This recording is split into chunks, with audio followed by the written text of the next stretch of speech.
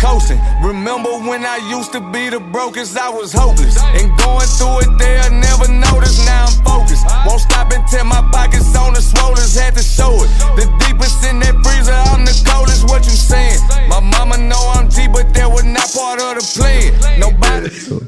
We need to start doing like the radio voices. Hello.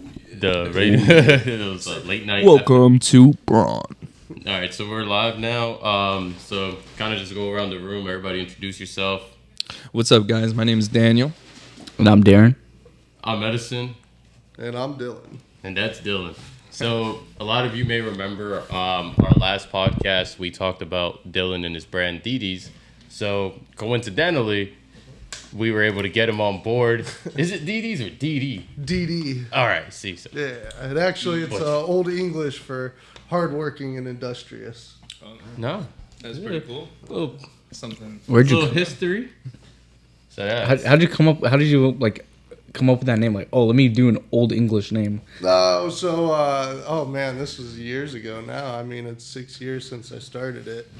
But I just kind of was looking online for different, ideas, and I just kind of came across the word and realized what the meaning was, and then one of the biggest things is with any kind of business, old school marketing is you want to get something that's in the lower part of the alphabet. So A, B, C, D, because it's a lot faster for the search engines to pick you up. So just kind of coincidentally fell into the what we were trying to do and just ran with it. That's pretty neat. I didn't even think about that. I didn't know that was a thing. But yeah, that's awesome. So how long have you been doing this with DEEDY now? And what advice can you give up and coming entrepreneurs who have an idea but they don't know how to execute it? What I would suggest, if you're not sure on how to execute it, is get experience in that industry. Go work for a company that's in a similar, field or segment that what you're trying to do is, and then you can kind of pick up on how the operations of the company work. That's the biggest thing with me is if I went and I worked somewhere and I'm trying to start my own business, my goal is to learn how they do it. Right. Because I already have the why and I have the what. Now I got to figure out how. So the biggest thing is if you have an idea with Braun, one of the biggest things is how do you hit that market? How do you get it out there? And working with another company that's already done that, you can pick up on a lot of different tools and techniques that they're doing. So I'm glad you mentioned that too, because that's something I was talking to Darren about not so long ago as well. And I was just like, it's one thing to work at a high-paying job and, of course, have the money to be put towards the business, obtain some knowledge, whatever the case may be. But I feel like it's a completely different thing when you're actually working within the industry, because you're going to come across clientele every single day, especially in established industry, where you're going to understand what they have a need for. You're going to understand what's more popular, what's more in demand. And that'll kind of give you a general idea of, okay, this is what people are looking for in this type of product, this type of industry, whatever the case may be. And that gives you some type of knowledge on, okay, this is what I need to base my business around. This is what I need to do with my business if I want to attract, X, Y, Z, whatever the case may be. Yeah, the biggest thing when you're starting a business, it's not about you, it's about your customer. Right. Who's your customer? What do they want? And that if there's a saying, I think it was Warren Buffett who said it. He goes, he's never met a business that wows the customer that's failed. So if you can wow your customer, then it just takes your effort, and you'll reach where you want to go. That's pretty neat. And Dylan, quick question, talking about that, finding your market and stuff like that. I feel like a lot of businesses start doing a lot of marketing early on. Do you think it's more beneficial doing more face-to-face stuff starting on like your first year in business, or go right into marketing as well? So in my opinion, marketing is something that is it's something you want to implement later down the line. Your first couple of years, it's all about relationships and your face-to-face. You get into your field wherever you're at. Like with me, it was business to business IT stuff. So my biggest thing is how do I put myself in front of as many business owners as I possibly can? And what I ended up doing is I got a director of IT, or almost a sales position for an IT company, and I just used that to blossom all of my relationships. And then when I found the opportunity to leave that company, when you build the relationship, it follows you. It doesn't follow whatever company you're with. So right off the bat, I had customers that were flipping themselves from that IT company to mine, just because they wanted to go wherever I went. And so when you build that kind of relationship with your clients, you'll never fail. I agree so much, and it's kind of funny going back a little bit in our history and how we met, because going from car business, as well in car sales, that's where we first started, by the way, guys, if you guys didn't know that. Like when we would leave different brands, like when I worked at Ford and then I went to Kia and stuff like that, those customers weren't just there for that brand. They were there for us. Yep. They switched over to that dealership because they loved the experience they had buying cars with us, which is really neat. Yeah, it's so funny just talking about those experiences, because I'll just never forget like the Dylan that we all remember from the Kia days, and like it's actually something that I laugh now, but back then I remember Dylan used to tell me at Kia when we were working there together. He was telling me about this business that he used to have and how things just didn't work out, and now he's in the car business, this, that, and the third. But then I remember some crisis hit the family. I remember some issues were going about, and you were kind of put in a tough situation. And then eventually, the environment at the dealership we were working at got very toxic, to the point where you made the decision to get up and leave. Yep. And it's crazy to just think about this, because as soon as Dylan left the dealership, he went to do what he does best, and that's working for an IT company, or IT in general. And who would have ever thought that by him making that move to go back into the industry of technology and things of that nature, it'll end up catapulting to him revamping and restarting his business, and now doing the numbers that he's doing right now, which is impressive. We definitely take our hats off to you. Yeah, and that's where it comes into play, is don't give up. Right.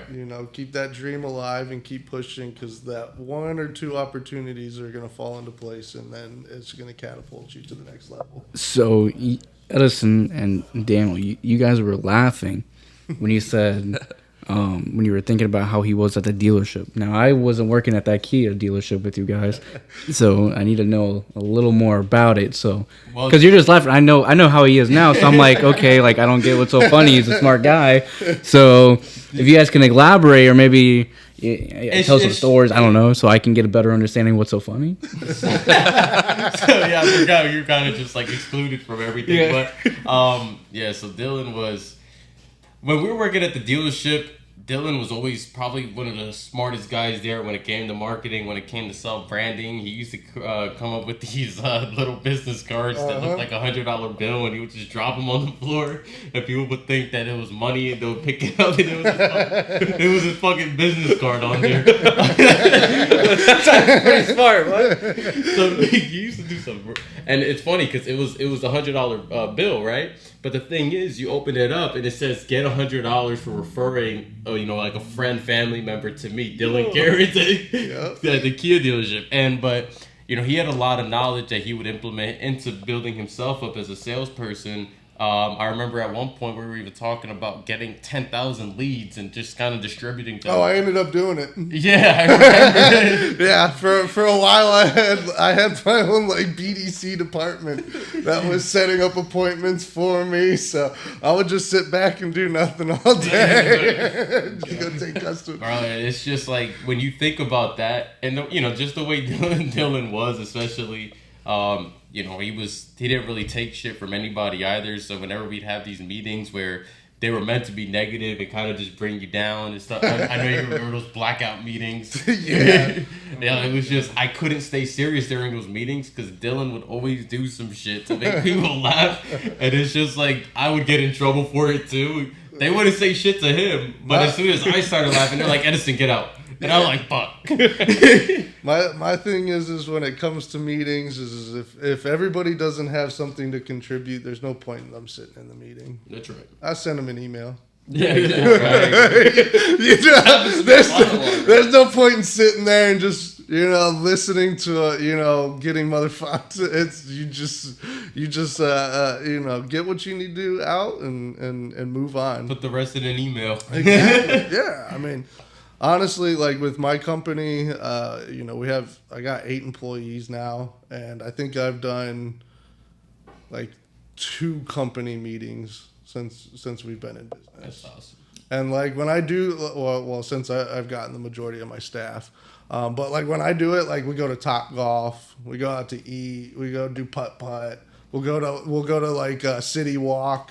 And so I try to make it like more of an experience, like a team building experience rather than just some mundane meeting. But of course, we sit there and we kind of organic talking about where the company's at, where should we be going, what do we need to get to that next level.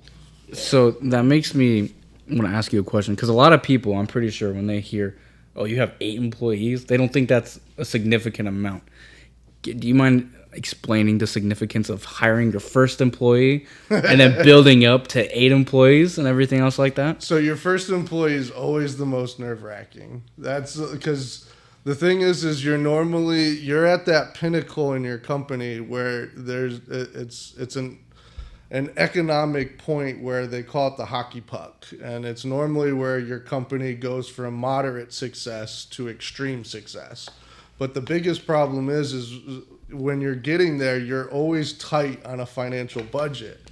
So now, as a business owner, you're taking on the responsibility of someone else's finances by making sure that their paycheck is covered every single week for every hour that they do. So that responsibility is now on you. Then, of course, as you get bigger, 8 employees, it doesn't sound like much, but, when you spread over, multi 7 figures, it doesn't end up, too bad for each one of us. I assume they all get paid very well at that point. Yeah, exactly. So I guess it's not always necessarily how many people you employ, but it's how well you take care of your employees. I mean, look at Walmart. They have, 120,000 employees. What do they do? What do they do for them? Most of them are getting paid minimum wage and are, treated like crap in the stores. They get 15-minute breaks every now and then. Yeah. And then, every once in a while. When they go to the bathroom and hide out in there.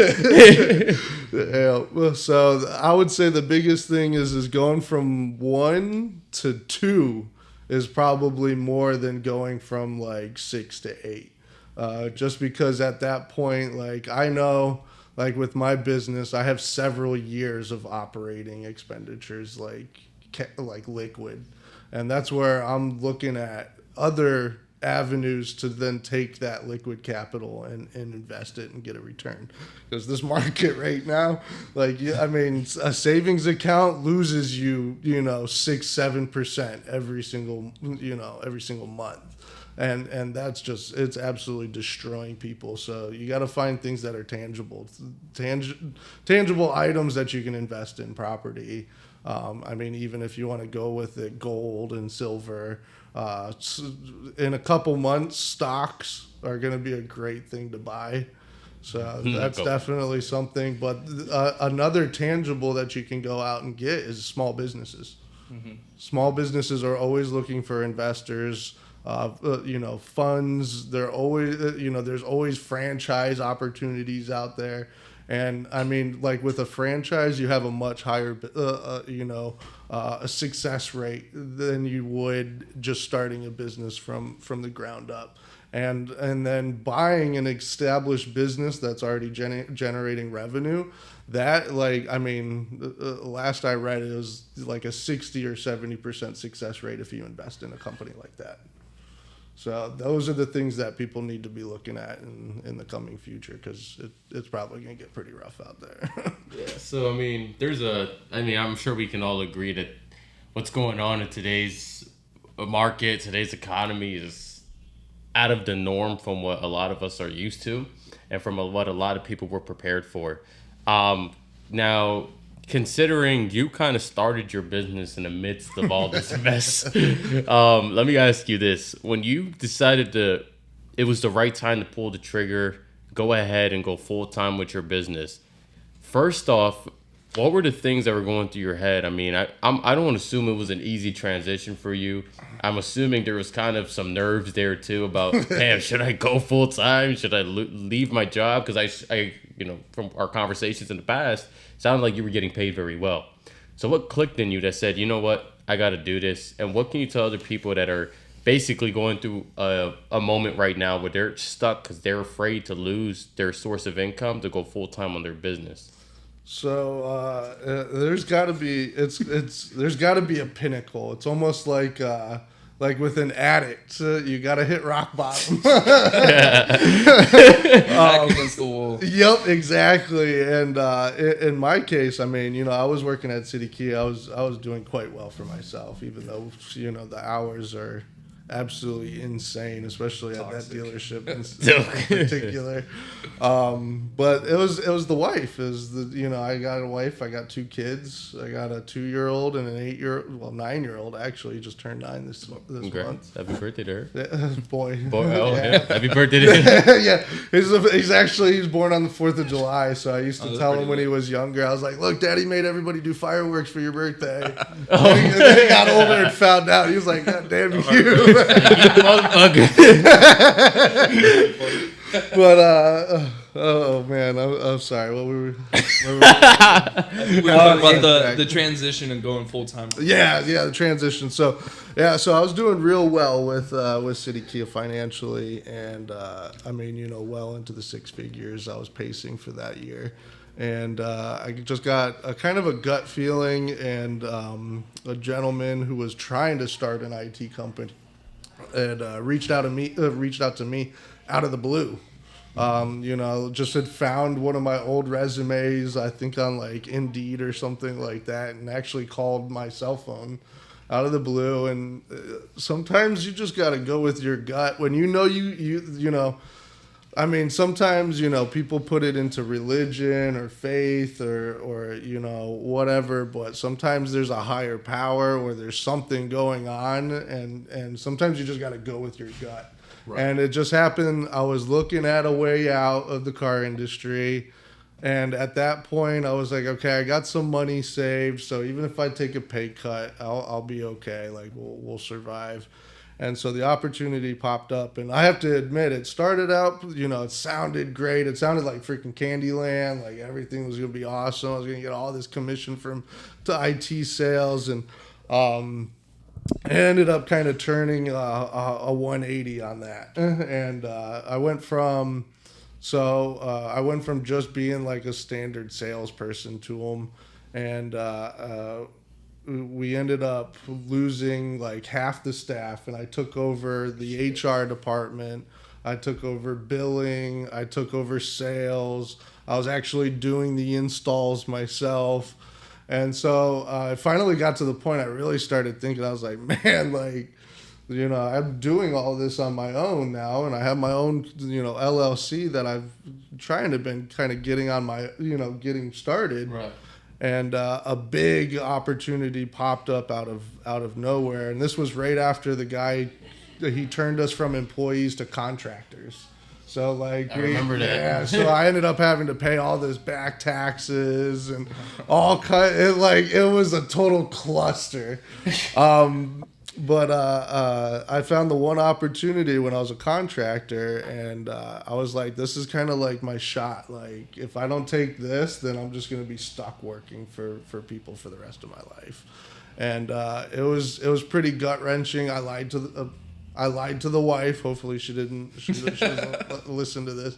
But she was like, I'll let you leave if you can get $100,000 in the bank cash, like, for operating expenditures. And so I got my first big deal done while I was still kind of working for the other company. Like I pretty much gave him a month's notice because I knew if I left, like his company was in shambles without me. So I was trying to be nice to the guy. But I set up my first deal in that same time. It was like $147,000 deal. And I walked away with a nice profit off of it. So I was like, trust me, it wasn't no $100,000 that I needed for my wife to be okay. But it was a nice little chunk. It was a good little cushion. Yeah, it was enough to kind of get you moving forward. Exactly. Give you that confidence to start your business. Exactly. Yep. And even then, it was confidence enough to get it going. But I was kind of like, okay, where's my next one? Like, where's the next one? So I ended up, I was like, okay, I got a nice little chunk. And there was this really awesome lady who worked at that company too. And she was killing it in sales. But the owner didn't see it because he was so narrow-minded on what he wanted to sell. So, and he treated her like total garbage. So I went to her and I was like, hey, like, what would you say if you just come and work for me? Like, you'll work at home, like, you do all the exact same stuff you're doing right now, and I'll just pay you to work from home, and you do it under, like, our company name. And she was like, okay, I'm down. So she started working for me. So it was nerve-wracking when I made that pinnacle decision, like, okay, I'm going to leave this company who's paying me every week consistently to, like, okay, I got a little bit of a cushion, but now I got to pay this lady her weekly salary so she can make her mortgage. And then I still got to pay all my bills. And, this little, measly, say, $30,000 is not going to last a very long time. So I told the wife, I was like, oh, yeah, don't worry. I got $100,000 in the account. What I did was I showed her the account before I had to buy everything. So she was like, okay, well, you did this. So, do your thing. Hey, it was in the account at one point. So. Exactly, right? I wasn't lying 100%. Like, I kind of, fudged the numbers a little bit. Gave it a little smear. And Dylan, what's one thing, that you did? Obviously you're a small business going into a big field tech. There's some big monsters out there that you're competing with. Yeah. What is one thing that you did to find that next deal to compete with those big monsters? That differentiates myself? Yeah. Well, the biggest thing is so Lisa's like, she kills it. She's old school. She dials, cold calls, gets us in the door. But my biggest thing is everybody, most everybody can get in the door. It just takes a lot of effort and motivation. Right. But the biggest thing is because once you get in the door, now you're still competing against those guys. Mm-hmm. And so now you have to have a differentiator. In my field, especially dealing with small businesses, it's all about, one, the relationship that you build with that decision maker or that small business owner, but also the level of service that you provide.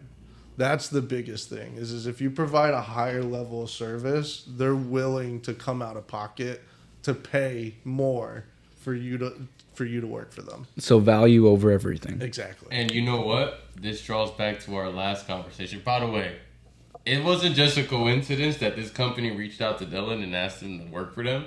I remember specifically, it's when we were working at Kia, and he was so fed up. He told me, I just did a resume blast to everybody in I'm out of here. But, I think I remember that too. Yeah. And then when he said that, I was like, shit, should I do the same thing too?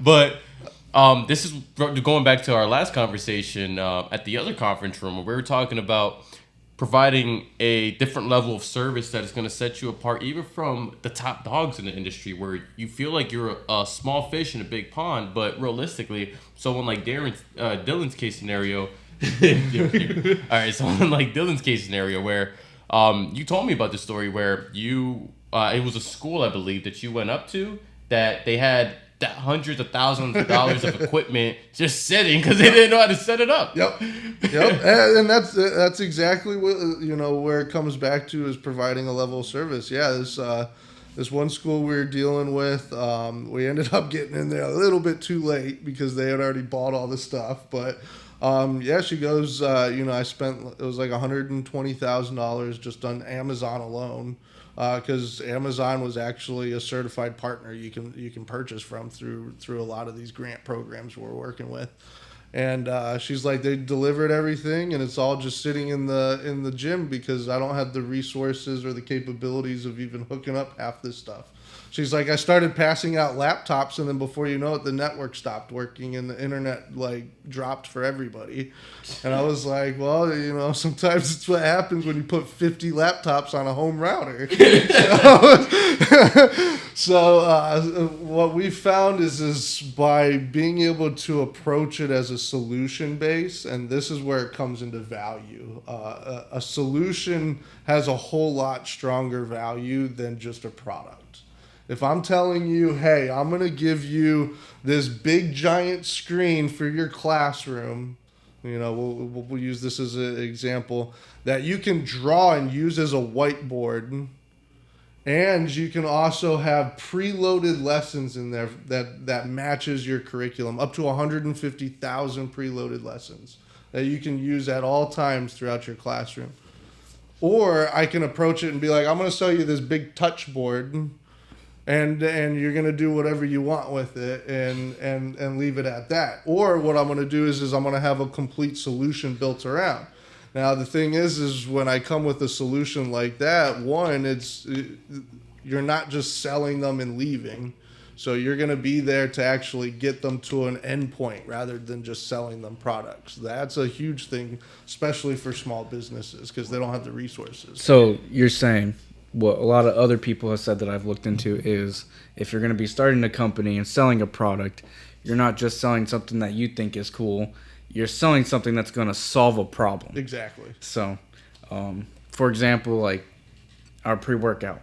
A problem in the industry is underdosed things that have no benefit for someone. So how do we solve that problem? Oh, it's deliver a product that's actually going to benefit you. Yep. So effectively dosed. Yeah.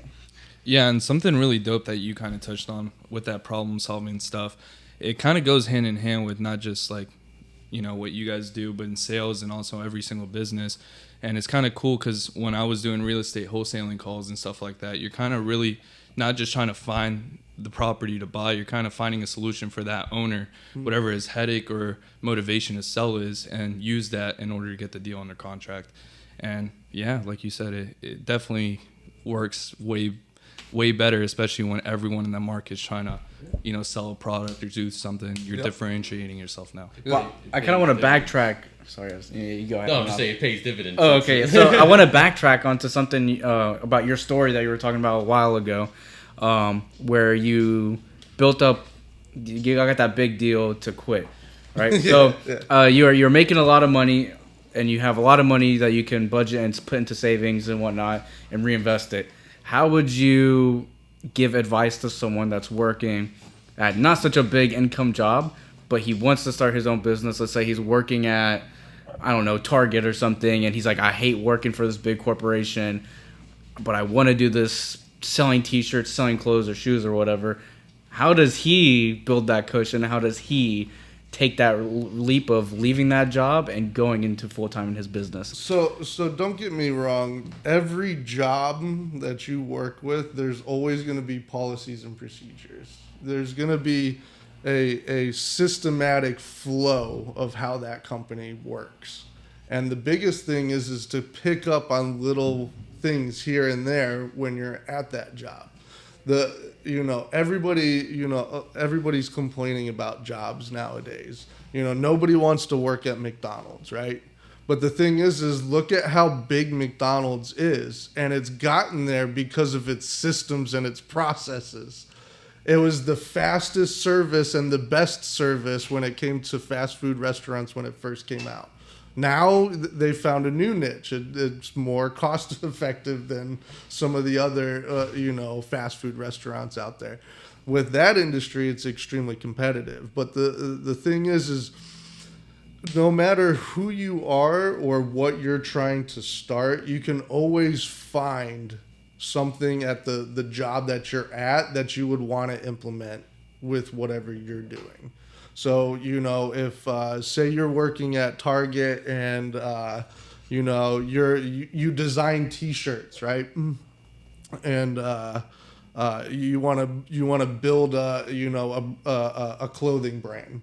So the biggest thing is how does Target market the current brands that they have in their store? How does the shipping work at that Target? How do they where does their product come in from? Is it a local supplier? Is it a nationwide supplier? Those are the sort of things that you want to be looking at. Oh, you know, you're just a cashier. Okay, what kind of POS system are they using? You know, those are the little things that you want to pick up on, even when you're just working some mundane 9-to-5 job. Yeah, it's kind of like Bill Gates. I think he said he's like, if he could go back, he would go back and work for McDonald's, become a manager for McDonald's, and just see the system and procedures and learn. That way you can, you know, scale it in any business. Well, it's a lucrative way where although you're not actually creating income for your business, it's lucrative in terms of the knowledge that you'll receive that you can go back and relay onto your business. And one of the most important things too is the atmosphere that your customers are in. So I want you to notice this. For example, you walk into Walmart, right, versus walking into Target. I don't know about you guys, but when I walk into Walmart, I'm stressed. As soon as I walk through the door, there's like some sort of like, I don't know, some sort of energy in Chaos. there. Where when you walk in there, as soon as I'm in, I'm like, all right, I want to get out. As soon as you pull into the parking lot, bro. It's not even when you walk in. But yeah, and then notice, for example, if you go to Target, it's a little bit different. You kind of just want to walk around and shop. They kind of create an experience without creating it, just using the atmosphere. And if you live in Florida, it's kind of like comparing shopping at Walmart to shopping at Publix, or Aldi, Yeah. where people prefer to go to Publix or Aldi because for some reason it's just more stress free, and it's about the environment you create. I mean, you go into Walmart and it makes you wonder how many of their employees are stressed out. How many of their employees feel like, oh, I don't want to work here anymore. Oh, I'm just getting through it. And that's the number one thing too. Once your employees get to the mindset of, I'm just going to get through my day, that's when you know you've not only lost your employees mentally and subconsciously, but your potential customers down the line as well, because energy transfers. If your employees are stressed, guess who else is going to be stressed? Your customers. Yep. And quality of customer service is going to go down too. And customer service is the number one foundation to any business. Sure is. And Dylan, I know we talked earlier about maybe starting marketing down the road for a business. When do you think is that turning point for a small business to start marketing? So my rule of thumb is when you can take 10 to 12% of your monthly revenue and throw it away, Start marketing. then you're good. So that's not a bad idea. maybe as low as 7%, but yeah, when you can take a decent chunk every month and just kind of not like that. That's money you don't have to worry about. It's almost like when you're investing personally. You don't want to invest personally when you don't have the funds to pay your rent. You know what I'm saying? That's right. Once you can get your rents, taken care of, you get your side, hobbies taken care of, your habits, all that stuff taken care of, and you got, you're every month consistently, you're like, okay, I got this off to the side, I got this little cushion, and now I can start, investing. It's the same thing as a business. It's kind of like you don't want to put the horse before the cart. You want to make sure that you have the foundation. As a business owner, it's a grind. You got to go out there and you got to get in front of your customers constantly. It's like sales. ABC, always be closing. Every person that you're talking to. I mean, with me, it was every event that I went to, every person that I talked to. It would always, I wouldn't lead with it, but it would be like, oh, what kind of work do you do? Mm-hmm. I would always get, oh, what kind of work do you do? Oh, okay, you're an office manager for such and such. Oh, okay, that's pretty cool. And then you fall in to your sales routine. Yeah. And you hit that with everybody because you never end up knowing. Yeah, it's your pitch. Exactly. When you're going to hit somebody that's going to bite. Right. You know, I saw you guys when you guys had your event going on. I mean, that was the thing is you guys went out there and you guys had a lot of bites. So that's the secret is you keep, you know, you get your ideas of how you're going to present that value. And you literally just hit everybody that you possibly can with it. So I don't know why I'm so hooked on this subject. So I'm gonna bring it up. So taking the risk, right? How much do you have saved up in your bank account, or should you have saved up in your bank account to leave all job responsibilities and take that risk and say, "Fuck it, I'm gonna do my business." Even though I really don't know where I'm gonna be or what I'm gonna do, but I'm gonna start grinding. What is your idea of a proper safety net? So that's a really good question, and the thing is it's unique for everybody. Exactly. You know, it's based off of what your needs are, what you're willing to sacrifice. See, like me, you know, having a family, it was a lot harder. There's more risk. Exactly. There's a huge amount of risk that when I jumped into it. You know, with younger, you know, entrepreneurs, they don't have quite as much of a risk. My thing is you want to make sure that you can at least, and it also depends on where in your business you're at. So, like, you know, say with me, I was already a couple years in. I kind of had a book of business from another company, so I knew going in that even though I had only that one big contract, it probably wasn't going to be too long until I got another one, which was actually, it was only like 3 weeks after that we sealed like another 275,000. So I was like, okay, we're fucking good. Scary. But what I would suggest is you take what your costs are monthly, and if your business is brand new, the average business will take 3 to 5 years to give you a return. So if you're 6 months into your business, you better have a lot of damn money saved up. That's right. If you're already a couple years in, you've seen some company growth, you know, you see some monthly revenues that are pretty decent. You know, maybe your profit margins aren't quite where they really need to be, and then you've saved up some money. I would say in a case like that, you would at least want to get 10 to 15 months worth of living expenses. And do you think that's just living or as well for your business? So you always want to try and separate your business from your personal. Right. That's your business is its own entity. So kind of have a safety net for both. Exactly. Yeah. You're going to want to have a safety net for both. So like with me, I have a much larger safety net that I have with my company than I actually do with myself. And that's mostly just because I know if my company succeeds, I'll succeed. Mm-hmm. So even now, you know, I pay myself pretty well, but I could pay myself a whole lot more if I really wanted to. But I don't want to dip into those funds that I have for the rest of my team, because that's when it gets to the point where now, you know, I don't see it as I have 8 employees. It's I have 8 people that I have to take care of financially. I have to make sure that, one, I pay them, I have the money to pay them, but then also I continue the business to continue paying them. Nobody wants to go work for a company and then, you know, have it close its doors in 8 months because it can't pay anybody anymore. So that's one of the biggest things is making sure that, you know, when you do start hiring people, you understand the responsibility that's behind it. Yeah, that's the best way to put it too. It's just like you said, everybody's situation is unique.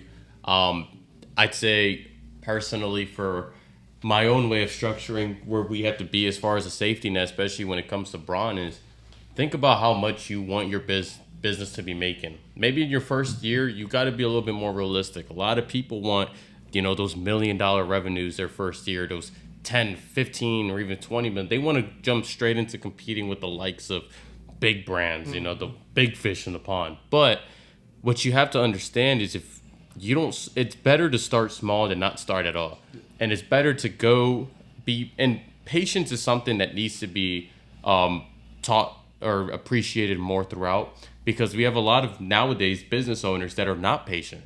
And what they want to do is they see the success, they see the lavish lifestyles, they see the outcome of 10, 15 years worth of work from other successful entrepreneurs, and they want that in 1 year. They want that in a few months. And that's what hinders and hurts a lot of these entrepreneurs is they live above their means. They have, they have gadgets that are way too expensive for them. They live in these, luxurious homes that maybe consumes all of their income. They drive these exotic cars that they truly can't afford. And what I say is this, it's like people using credit cards to buy things they can't afford too, right? Just to kind of give off the appeal that they're successful, that they're living life to the fullest. And I'd say create a realistic goal when it comes to your first years of revenue. Then with that goal, what I did was I subtracted 30% of that, right? So let's say your goal is 100 grand in your first year. 30% of that is 30 grand. You should want to have 30 grand set aside to help you accomplish that 100. But it's going to depend, again, on what exactly you're hoping to accomplish, what exactly your industry is, because every industry is different, and every industry requires a certain amount of revenue going in order to get you to that next level where your income is going to drive upward. Yep. Yeah, to kind of to touch on that, one of the biggest things a lot of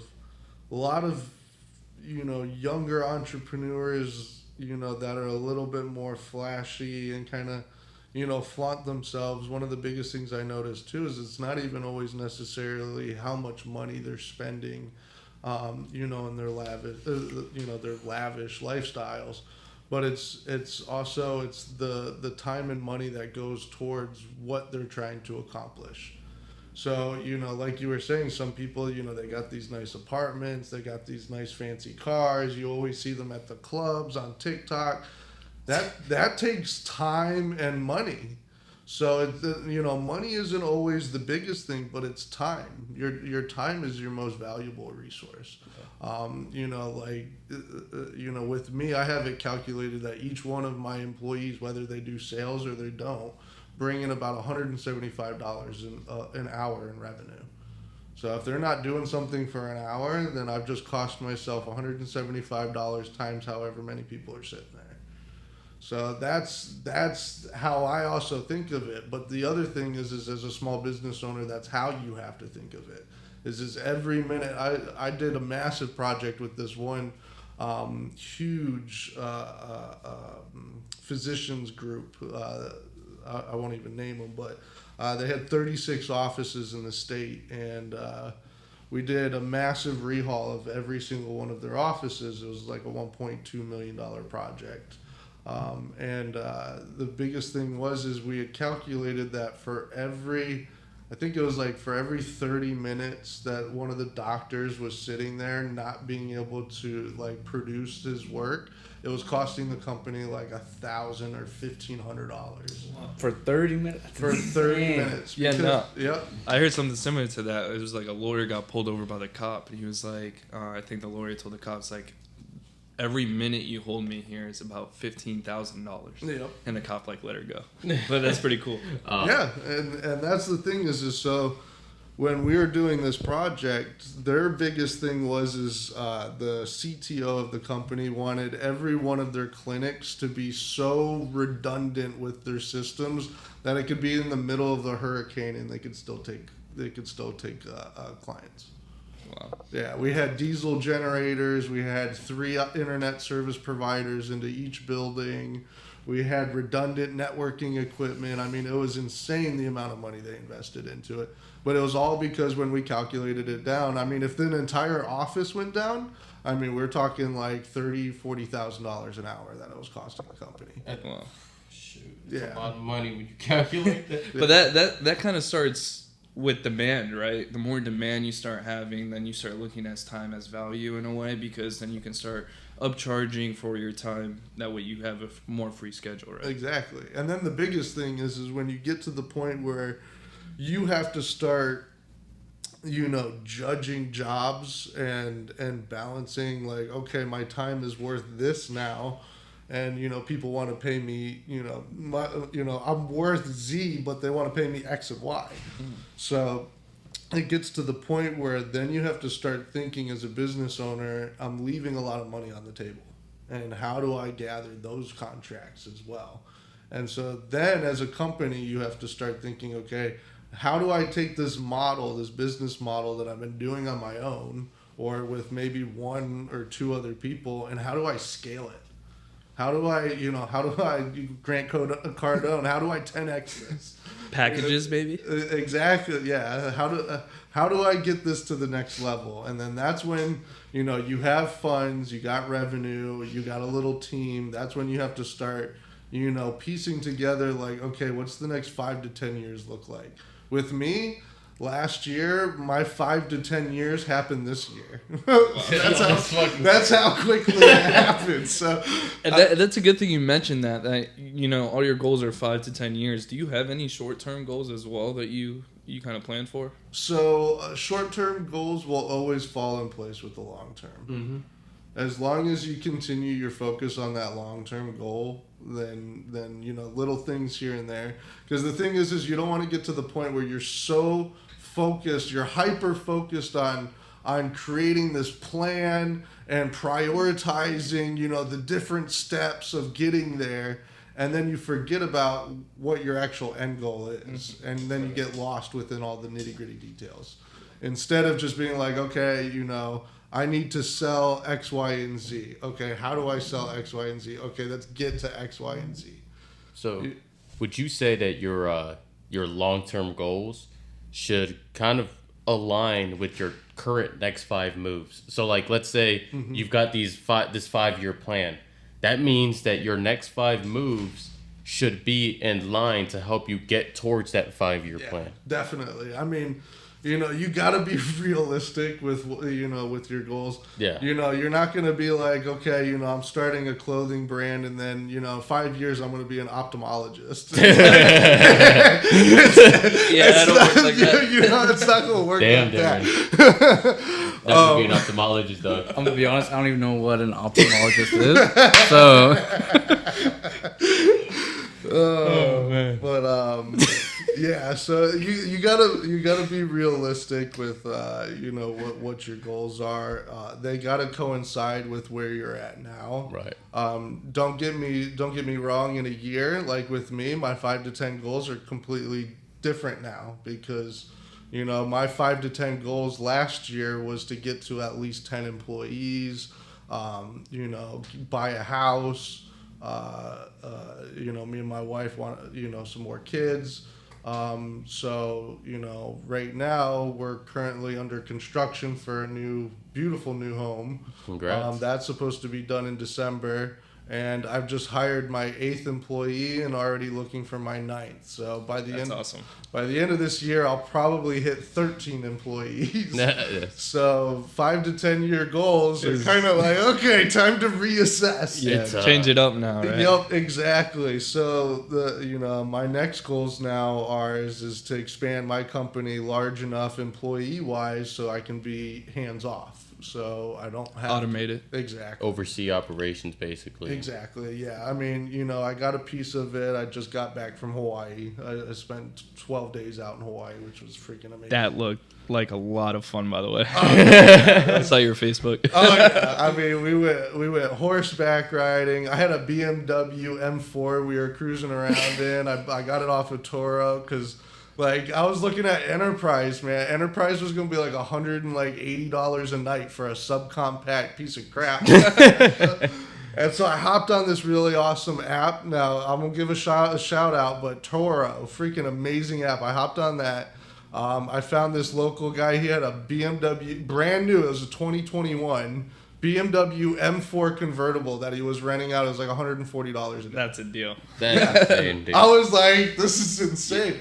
Yeah, here in Orlando, it's like Honda Accords for like 98, like $110. Yeah. That's a really good deal. But then I started thinking, I was like, this guy, I looked at his profile and, and this kind of comes in no matter where you are in life or no matter what you're trying to do, as long as you put the effort into something, like you can make a lot of money doing almost anything nowadays. But this guy, I mean, he did everything remotely. I never even met the guy, but he let me into the car remotely and I got in. But then I was looking at, his profile and he had like 5 others of the exact same car. And he was renting them all out on Turo. And I started thinking, I was like, okay, $130 doesn't seem like that much, but after 3 days, it was like $550 I paid. So I was like, okay, 3 days for $550, like, okay, that's not too bad. So I started doing some research. See, this is entrepreneurial thinking. I started doing some research, and I come to find out in Honolulu, the Turo rental occupancy for every month is 84% of the month it's rented. That's crazy. You know what's crazy? For those 3 days, that's most people's monthly car payment. Exactly. So you could rent out your car for a week and pay for and even make some money off. Exactly. But That's insane. There's so many pros and cons. Actually, my dad has 2 transit vans I helped him set up on Turo. And some crazy stories. I mean, like we got like the very first customer that we got on Turo. This is like probably the craziest stuff ever. But he went to Cocoa Beach and ended up drowning at Cocoa Beach. And like the transit van was like had a bunch of like sand everywhere from the beach because they went straight to the hospital and we had to clean it up. But you get like so many random incidents, like people smoke weed in the car, all this stuff. So there's a lot of costs that come with it. And also Turo, I don't know if you know, they actually take like 25 or 27%. If you look at Airbnb, they take only like 3%. Yeah. So they do take a lot, but I know what you mean. If you can break even on your monthly car payment at 15 or 10 days, and then the rest of the days you're making profit. Yep. There's money to be made. And that's, that's when I started doing the math. And I was like, if he's getting 84, it's even at 50% occupancy, that's 15 days out of the month at $135 a day. And, even if he keeps, 70% of that, so say $100 a day he gets, for 15 days, that's $1,500. And don't get me wrong, I'm sure he's got to get it detailed. Yeah, and commercial like insurance as well. Actually, Toro now they out there they offered it from a third party. Like they required me to actually get your own insurance. It was like $25, and it was $750,000 in coverage through I think it was like Farmers Insurance Group or something like that. That's pretty cool. Yeah, so I was like, I started thinking, I was like, but. This guy, he probably works a 9 to 5, but then he's got, 5 BMWs that he's just renting out remotely and then has to detail maybe twice a month or so and have a mobile detail. Because the thing he had it set up, it was at a parking garage in the middle of Waikiki. Mm-hmm. And all I had to do was just go to the garage and he unlocked the car and I drove off. I never met the guy. That's cool. Yeah, and I think they charge you too for like $100 to leave it at the airport, right? Yep. That's pretty neat. And it's like if you don't bring it back filled up, it's like extra $60. Yep. But the biggest thing is like, you always got to be looking at the angle. If you guys are still tuned in right now, I just want to give a big shout out and thank you to Dylan from DEEDY. So if you guys haven't heard of the brand, if you guys are, startup entrepreneurs, startup companies, you guys have a brand new facility, a brand new office space, and you want to get hooked up with the best up-to-date gadgets and technology, and you don't want to worry about, okay, I've got this much money in tech, how do I set it up? Check him out. I'm going to link his stuff below as well, so that way you guys have a form of contact to, reach him directly. If you guys have seen anything from our event with the UBU Expo, our background, our setup, the nice TVs and everything going on, we want to give a big shout out to DEEDY because that wouldn't have been possible without them. And just like he said, they did go out there, they set everything up for us as well. And Dylan was kind enough to actually come to our event as the event was going on to do a quality control check and make sure everything was functioning and working properly. One thing I will say though is probably don't trust me with a microphone again though, because I kind of got carried away with it and I felt like I ran the show at that point. But hey, you guys were busy. I took pride in stepping back and taking some photos and trying to document it because you guys dove head first into that. yeah, so we appreciate that greatly. And DEEDY is probably one of the most rapid growing companies right now that I've personally ever seen, and I gives credence to it's one of its founders who's sitting with us right here. Definitely a brilliant mind, someone that you want to pick. You want to pick his brain and kind of get a little bit more knowledge from him. But most importantly, if you have any ideas or if you want someone to kind of consult you and talk to you about what type of technology will be best fit for your company, by all means, reach out to Dylan. He is the man, by the way. Thank you, bro. I appreciate it. Thank you. My pleasure, guys. My Honestly, pleasure. yeah. Appreciate you. Thank you all for coming in as well. And yeah, guys, just look forward to the next one. We love doing these, and now we're starting to get more of a professional setup. So by all means, next video should be coming out soon. We're going to be more consistent with these now. And also a big shout out to my man Daniel Galvis for being a part of this journey too, and being a part of this podcast, being a part of these videos. Big shout out to my friend here, Darren, who wasn't in our last video, but made sure he made it to this one. Yes, there we go. Alrighty, y'all. So until the next video, take care, and we'll see you soon. Peace out.